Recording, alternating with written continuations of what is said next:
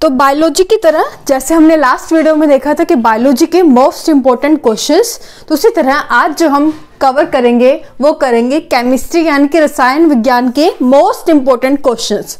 तो जैसे मैंने बायोलॉजी में आपको बताया था, यहाँ आपके सामने फैक्ट्स लिखे हुए हैं, इनसे रिलेटेड क्या इंपॉर्टेंट क्वेश्चंस आपके केमिस्ट्री में बनते हैं वो हम आज कवर करेंगे। जैसे हमने देखा था बायोलॉजी में कि चाहे एक फैक्ट आपके सामने लिखा हुआ है, लेकिन इससे रिलेटेड जितने भी क्वेश्चन इंपॉर्टेंट बन सकते हैं केमिस्ट्री में वो हम कवर करेंगे। तो ध्यान से देखें। एक और चीज, अगर आपको मेरे साइंस की और वीडियोस देखनी है तो आप चैनल की प्लेलिस्ट में बायोलॉजी फोल्डर देखेंगे, वहां आपको मैक्सिमम वीडियोस मिल जाएगी, तो वहां पर आप जाकर देख सकते हैं। तो शुरू करते हैं। वीडियो शुरू करने से पहले चैनल को जल्दी से लाइक कर दें और चैनल पर नए हैं तो सब्सक्राइब जरूर कर लें। तो केमिस्ट्री में जो हमारा पहला जो फैक्ट हमने लिखा है वो लिखा है वॉशिंग सोडा यानी कि धोने का सोडा। तो कई बार क्वेश्चन आता है केमिस्ट्री में कि आपको ऑप्शन दिए जाते हैं कि आपको बताना होता है कि इन चारों में से वॉशिंग सोडा किसे कहते हैं। आपको या फिर उसका केमिकल नेम दे दिया जाता है या सिर्फ फॉर्मूला दे दिया जाता है। तो हम दोनों ही चीज देख लेते हैं। तो वॉशिंग सोडा यानी कि जो धोने का सोडा है वो हम किसे कहते हैं? Sodium carbonate. तो ये Na2CO3 इसका फॉर्मूला है जिसे हम क्या कहते हैं? Sodium carbonate. तो सोडियम कार्बोनेट को हम क्या कहते हैं? वॉशिंग सोडा कहते हैं, जो कि आपके कई इंडस्ट्रियल प्रोडक्ट्स में, आपके डिटर्जेंट्स में, सोप्स में यूज होता है। तो नाम से पता लग वॉशिंग, तो डिटर्जेंट पाउडर्स में जो सोडा यूज होता है वो कौन सा यूज होता है? वॉशिंग सोडा यूज होता है। अब इससे रिलेटेड फैक्ट्स देख लें अगर थोड़े से, तो वो जैसे वॉशिंग सोडा है आपका धोने का सोडा है, एक आपका जो है खाने का सोडा भी होता है जिसे हम क्या कहते हैं? Baking soda. तो बेकिंग सोडा किसे कहते हैं वो भी हम इसके साथ ही देख लेते हैं। तो मैं इसे यहाँ साइड में लिख देती हूँ। तो वॉशिंग सोडा हमें पता लग गया किसे कहते हैं? सोडियम कार्बोनेट या Na2CO3। अब स्लैश डालकर यहां लिख ले आप बेकिंग सोडा, जिसे हम क्या कहते हैं? खाने का सोडा भी कहते हैं हिंदी में, खाने का सोडा। और इसका जो फॉर्मूला है वो क्या है? Sodium bicarbonate NaHCO3। तो बेकिंग सोडा किसे कहते हैं हम? Sodium bicarbonate. तो ये क्या है? NaHCO3। यहां लिख लेती हूं मैं, सोडियम बाइकार्बोनेट।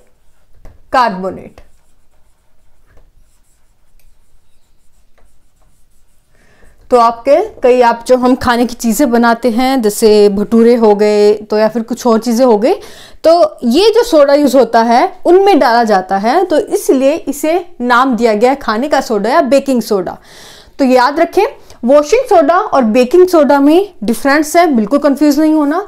वॉशिंग सोडा जो धोने के लिए प्रयोग होता है, आपके धोने के जो प्रोडक्ट्स बनते हैं, डिटर्जेंट, वॉशिंग पाउडर, उनमें यूज होता है, जिसका फॉर्मूला सोडियम कार्बोनेट है, सोडियम कार्बोनेट CO3। तो उसके बाद दूसरा है बेकिंग सोडा। बेकिंग सोडा जिसका फॉर्मूला है सोडियम बाइकार्बोनेट, जो कि जिसे हम खा सकते हैं, जो कि खाने के चीजों में यूज होता है। क्लियर? आगे बढ़े। तो आगे है जिप्सम। तो जिप्सम जो हमारे सीमेंट में, जिसका यूज हम सीमेंट बनाने में करते हैं, और जिसका फॉर्मूला क्या है? Calcium sulphate dihydrate. तो 2 मॉलिक्यूल वाटर, ये H2O वाटर, और 2 मॉलिक्यूल वाटर के यूज हो रहे हैं, तो इसलिए हम क्या कह रहे हैं? इसे डाइहाइड्रेट। तो लिख ले इसे यहाँ पे। जिप्सम का इंपॉर्टेंट है, कई बार पूछा जाता है। यहाँ पर जितने भी मैंने टर्म्स लिखे हैं सभी इंपॉर्टेंट है। अगर आप किसी भी अगर टर्म को अगर आपको देखेंगे तो आपको लग रहा होगा, देख के ही लग रहा होगा कि ये जो टर्म थी, हाँ, हमारे एग्जाम में आई थी, पूछी गई थी। तो ध्यान से देखें। जिप्सम फॉर्मूला है कैल्शियम सल्फेट डाइहाइड्रेट। तो क्या है? Calcium sulphate dihydrate. फॉर्मूला लिख दिया है, मैं साइड में इसका नाम भी पूरा लिख रही हूं ताकि आपको कोई कंफ्यूजन ना हो। Calcium sulphate dihydrate. अब जिप्सम से ही रिलेटेड एक और टर्म है जो जिसे हम क्या कहते हैं, प्लास्टर ऑफ पेरिस, जो किसी से बनता है। यहाँ पर 2 मॉलिक्यूल वाटर के हैं, लेकिन यहाँ पर जो है पानी को मतलब डिहाइड्रेट कर दिया जाए, हटा दिया जाए, यानी कि सिर्फ आधा मॉलिक्यूल, हाफ मॉलिक्यूल अगर पानी का रह जाए तो जिप्सम से ही क्या बन जाता है आपका प्लास्टर ऑफ पेरिस, यानी कि पीओपी। तो पीओपी जिसे हम आपका जब प्लास्टर लगता है, हाथ टूट जाता है, पैर टूट जाता है, तो जो प्लास्टर यूज होता है उसमें पीओपी यानी कि plaster of Paris he use होता है। आपकी दीवार की छत बनानी हो, सीलिंग बनानी हो, फॉल्स सीलिंग बनानी हो, तो उसमें भी आपका प्लास्टर ऑफ पेरिस यानी कि पीओपी ही यूज होता है। तो मैं ये मिटा रही हूँ, यहाँ पे मैं साइड में लिख रही हूँ पीओपी, इसी से रिलेटेड है पीओपी यानी कि प्लास्टर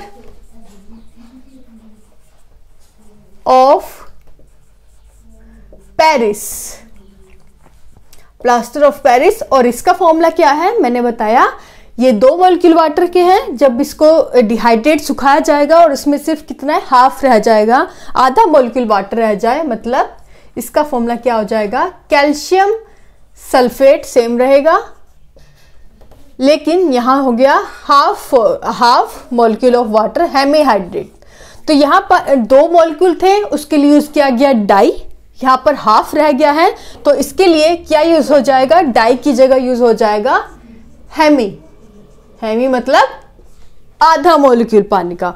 तो बाकी सब सेम है, आप साइड में लिख ले, यहाँ पे मेरे पास जगह नहीं है। तो प्लास्टर ऑफ पेरिस जिसका फॉर्मूला है कैल्शियम सल्फेट हेमीहाइड्रेट। तो ये चीज याद रखें, दोनों इंपॉर्टेंट है, जिप्सम का फॉर्मूला और प्लास्टर ऑफ पेरिस पीओपी का क्या फॉर्मूला है। तो आप याद रखें, पीओपी नाम से ही हमें पता लग रहा है प्लास्टर, जो कि हम प्लास्टर जब लगवाते हैं, हाथ पैर टूट जाते हैं, उनमें प्रयोग करते हैं। आपका प्लास्टर जो सीलिंग में लगता है, फॉल सीलिंग में लगता है, हम उसमें भी यूज करते हैं।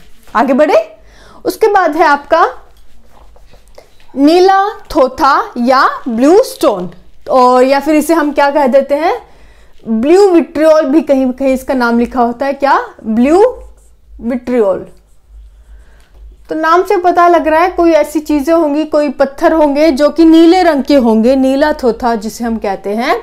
आपकी काफी जो इंडस्ट्रीज है, पेंट इंडस्ट्रीज में, लेदर इंडस्ट्रीज में, इसके अलावा पेस्टिसाइड्स में, मतलब उनमें ये यूज होता है नीला थोथा, जिसका जो फॉर्मूला है वो क्या है आपका, कॉपर सल्फेट। तो copper sulphate, copper sulphate.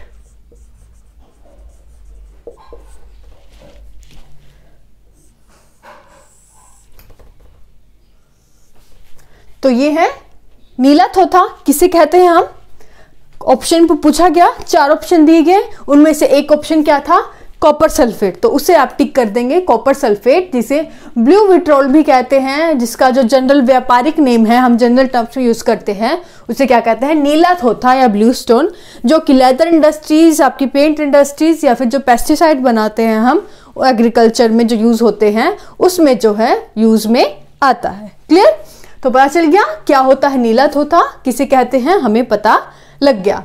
Next है बुझा हुआ चूना या स्लेक्ड लाइम, तो किसे कहते हैं, तो बुझा हुआ चूना या स्लेक्ड लाइम आपको कहते हैं, आपको कैल्शियम डाइहाइड्रेट को। ये इंपॉर्टेंट है, देखें कि हम ये भी देखेंगे कि जो बुझा हुआ चूना या स्लेक्ड लाइम है वो बनता कैसे है। पहले ये देख ले, बुझा हुआ चूना, इसका केमिकल जो फॉर्मूला है वो है आपका कैल्शियम डाइहाइड्रेट। तो ये इसे हम क्या कहते हैं, बुझा हुआ चूना स्लेक्ड लाइम, क्या है ये, कैल्शियम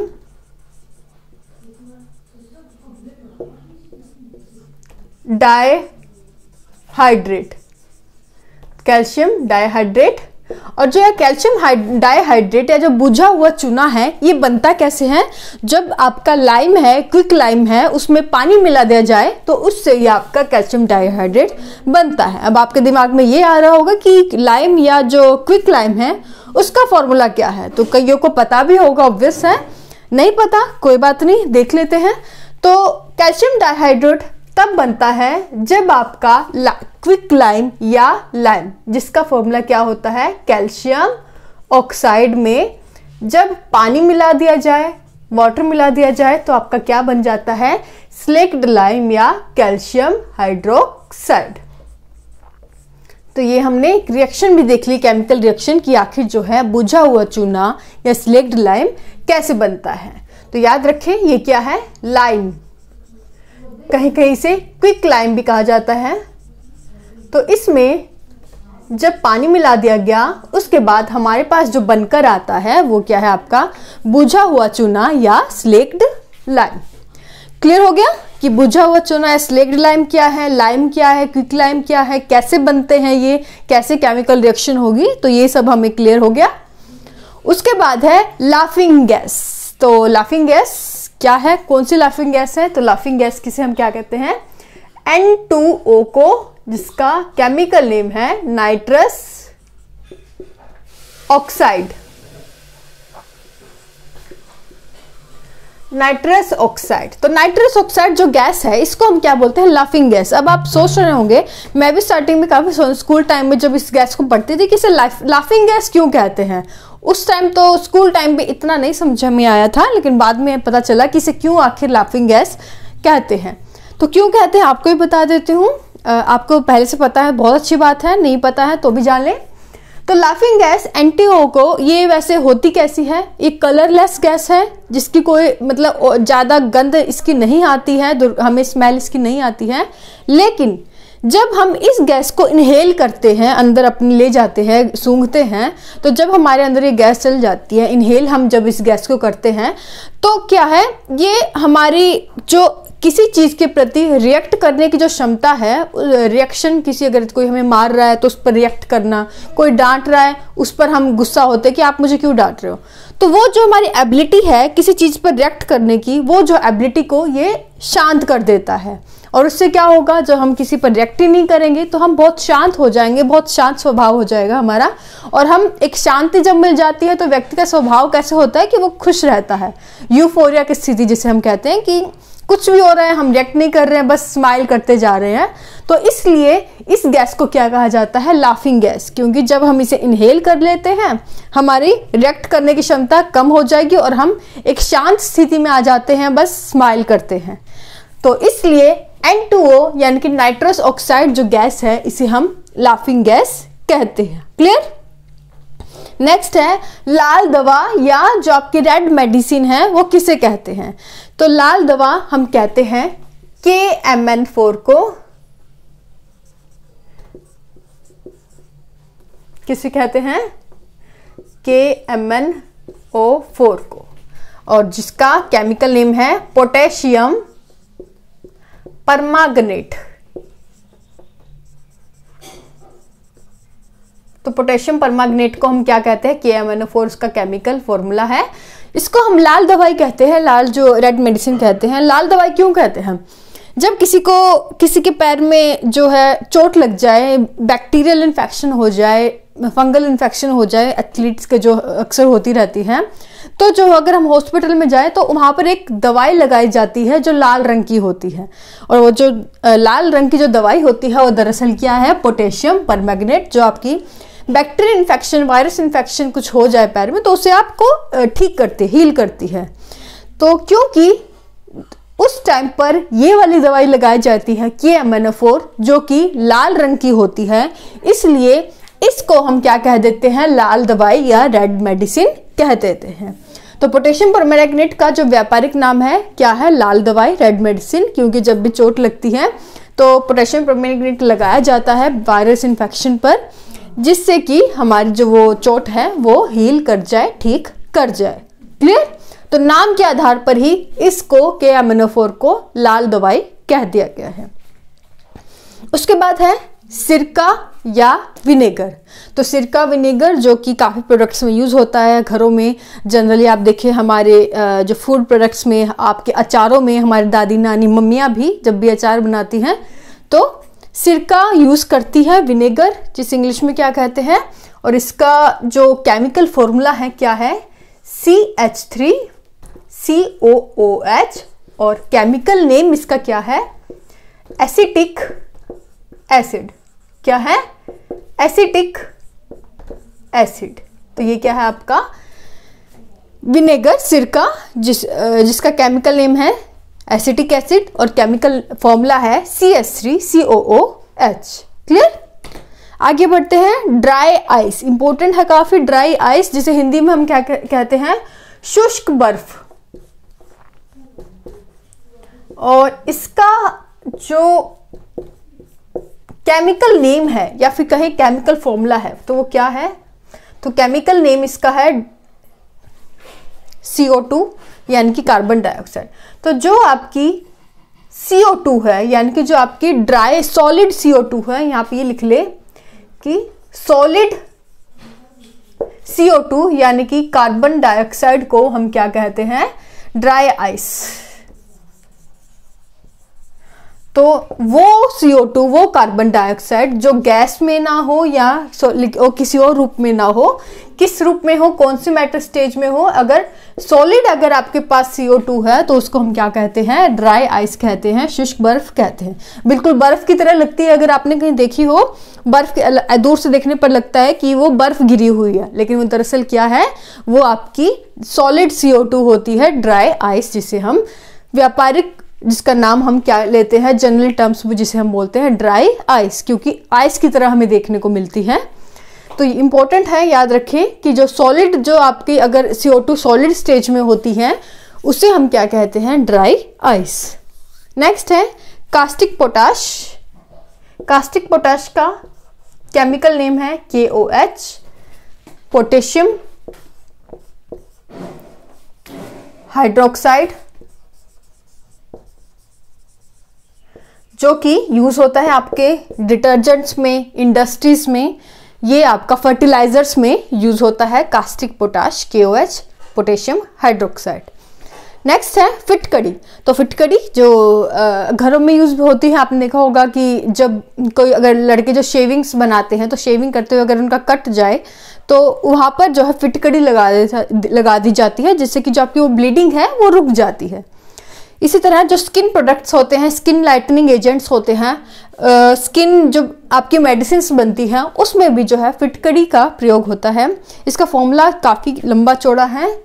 जनरली इसका जो आपसे फिर केमिकल नेम ही अक्सर पूछा जाता है। केमिकल नेम आप लिख ले इसका, potassium aluminium sulphate. Potassium aluminium sulphate, तो उसका केमिकल नेम क्या है? फिटकड़ी का पोटेशियम एल्यूमिनियम सल्फेट। लास्ट में एक चीज और मैंने लिख दी है, एक टर्म सुहागा। सुहागा का भी सिर्फ आपको पता होना चाहिए कि सुहागा किसे कहते हैं। तो बोरेक्स को जनरल नेम टर्म्स में हम क्या कह देते हैं? सुहागा। तो यहाँ पे एक लास्ट में मैंने एक टर्म ऐड जरूर कर दी है। आपको बस एक पता होना चाहिए कि सुहागा अगर कहीं लिखा हुआ है क्वेश्चन में, अगर आपको आ जाए तो आपको पता होना चाहिए किसके बारे में बात की जा रही है? बोरेक्स के। एक और आप टर्म्स ऐड कर सकते हैं कि जो आपके चौक है, तो चौक का जो केमिकल नेम है क्या है? Calcium carbonate. Calcium carbonate. तो कैल्शियम कार्बोनेट इसका फॉर्मूला है और नाम क्या है इसका? Calcium carbonate. तो ये भी लास्ट में आप ऐड कर ले।